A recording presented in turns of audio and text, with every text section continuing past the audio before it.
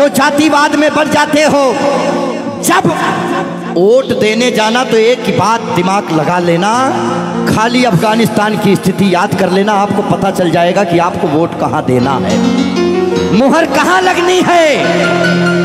मैं किसी पार्टी विशेष का आदमी नहीं हूँ, लेकिन मैं भारत का आदमी हूँ और मुझे इतना तो पता ही है कि भारत किन हाथों में सुरक्षित है।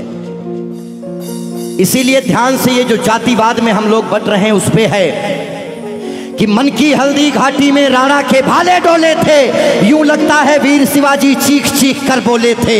पुरखों का बलिदान घास की रोटी तक शर्मिंदा है, कट गई जंग में राणा की बोटी बोटी शर्मिंदा है। खुद अपनी पहचान मिटा दी कायर भूखे पेटों ने, जो टोपी जालीदार पहन ली हिंदू माँ के बेटों ने। और सर पर लानत, तालियां नहीं, सुनिए पूरी बात, कि मन की हल्दी घाटी में राणा के भाले डोले थे, यूं लगता है वीर शिवाजी चीख चीख कर बोले थे। पुरखों का बलिदान घास की रोटी भी शर्मिंदा है, कट गई जंग में राणा की बोटी बोटी शर्मिंदा है। खुद अपनी पहचान मिटा दी कायर भूखे पेटों ने, जो टोपी जालीदार पहन ली हिंदू माँ के बेटों ने। सर पर लानत वाली छत से फिर खुला ठिकाना अच्छा था, टोपी गोल पहनने से तो मर जाना ही अच्छा था।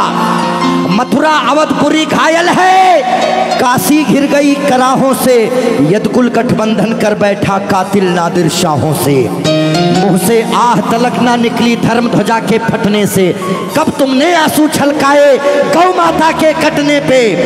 हिंदुस्तान के लोगों जागो,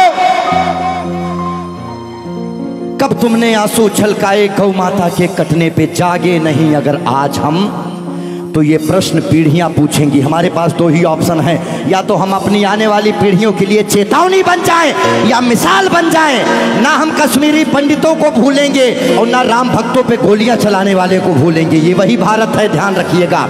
किसी बहकावे में नहीं आना है कि कब तुमने आंसू छलकाए गौ माता के कटने पे, और जागे नहीं अगर हम, तो ये प्रश्न पीढ़ियां पूछेंगी।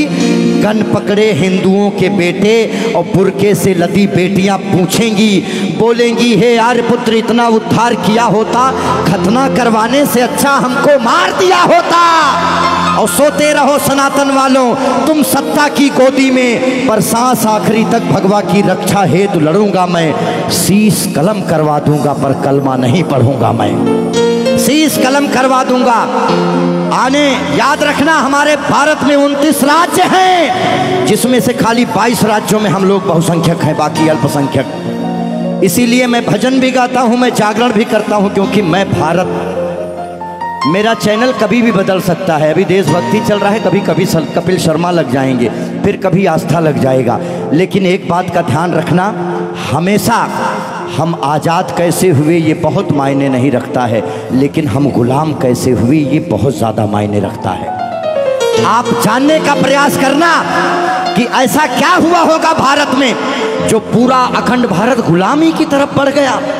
इस देश में जिनको चोर कहना था, जो मुगल भारत को लूटने आए, चाहे वो गजनी रहा हो, चाहे वो औरंगजेब, महान अकबर जिसको जिल्ले इलाही कहा गया, जिल्ले इलाही खुदा की परछाई को कहते हैं। और जो भारत के लोग अकबर को महान बताते हैं, जिल्ले इलाही, शहंशाह अकबर, जिल्ले इलाही खुदा की परछाई को कहता है। ये कौन सा जिल्ले इलाही है जो दिल्ली में महिलाओं की मंडियां लगाता है, महिलाओं की खरीदी फरोश करता है?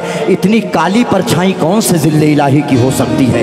इसीलिए आप अपने हीरोज, अपने बच्चों को बताओ कि ये देश भगत सिंह की वजह से, ये देश जियो तिवारी जनेऊधारी, चंद्रशेखर आजाद, ये देश मंगल पांडे, बुंदेले हर बोलों के मुंह हमने सुनी कहानी थी और खूब लड़ी मर्दानी वो तो। हमारे यहाँ महिलाएं घूंघट करती हैं क्योंकि यहाँ लुटेरे आए भारत में, लूटे, डोलियां लूटे, महिलाओं के साथ दुराचार किए, जिसकी वजह से उन्हें पर्दे में रखा जाने लगा। भारत के लोगों, 2022 का चुनाव आपके सर पे है। मोहर लगाने से पहले सोच लेना कि भारत वाकई में किन हाथों में महफूज है। बाकी आगे आपकी मर्जी। बोलिए भारत माता की। आइए रोक दो भाई, इतना काफी है।